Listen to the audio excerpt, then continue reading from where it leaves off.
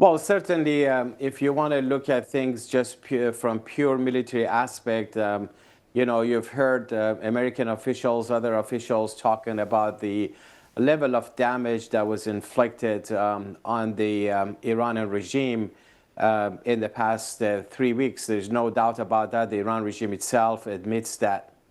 But I think at the end of the day, you want to see, like, what's the goal? If the Yes. goal is to end the threat of the Iranian regime, which is, their nuclear weapons program, their missile program, their terrorism, their proxy forces, but also the biggest threat they are to the people of Iran, you will understand that no matter how much military prowess is shown, at the end of the day, there has to be change of the regime in Iran by the people of Iran.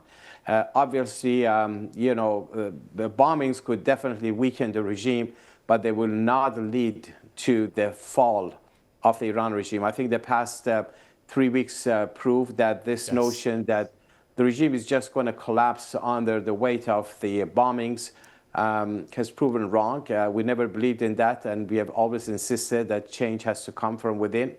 But also a reminder to everyone that this regime is not going to, moderate or change its behavior.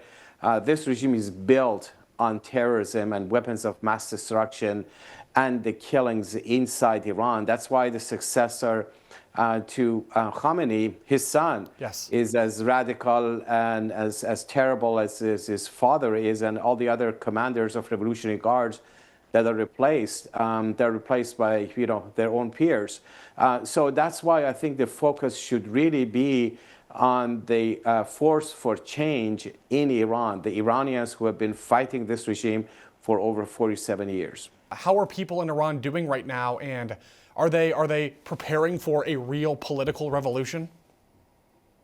Absolutely. Way before this war took place, there has been a deep-rooted desire on the part of the Iranian people for democracy and freedom. Remember, before the Ayatollahs came to power, we had the dictatorship of the Shah that had a very repressive rule. He had Savak secret police that put intellectuals in jail and built even prison just for that purpose.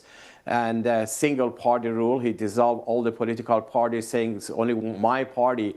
You are either a member of that party or you go to jail or leave the country for good.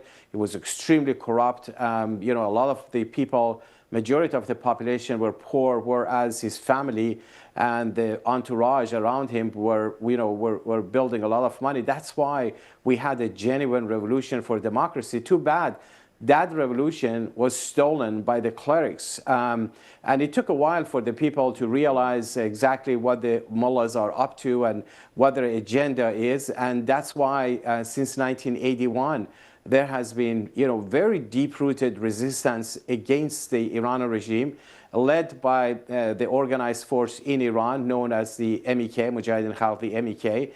And then they later became a part of a larger coalition of the National Council of Resistance of Iran that wants to unseat the mullahs but replace it with the one that is democratic based on the vote of the population, a republic formed that separates religion from state, as believes in gender equality, freedom of speech, freedom of political parties, free market economy, peace in the Middle East, recognizing the rights of the Iranian nationalities and a non-nuclear republic form of government. That's what's really the movement has been going on for the past 47 years.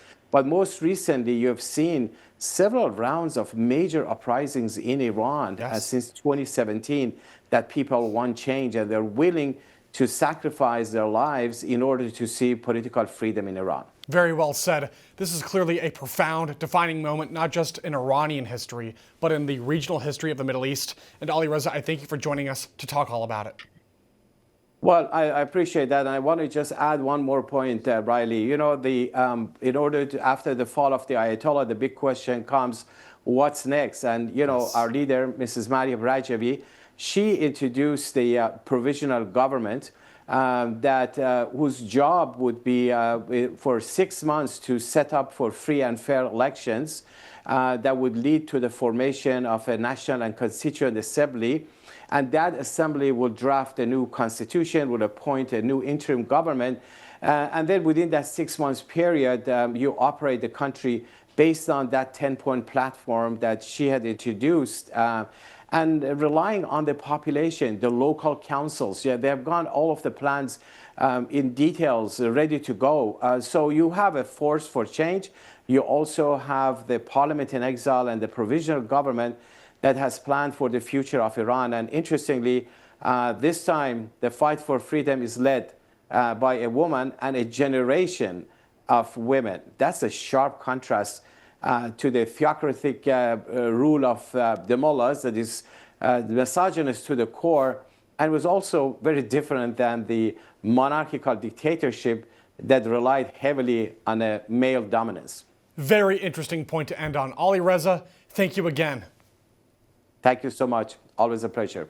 Some in the left-wing media are freaking out over this new contract between us at OANN and YouTube TV. It's dangerous that One American News is being platformed on such a large digital streaming pay TV provider. You're freaking out about the fact that people have choice.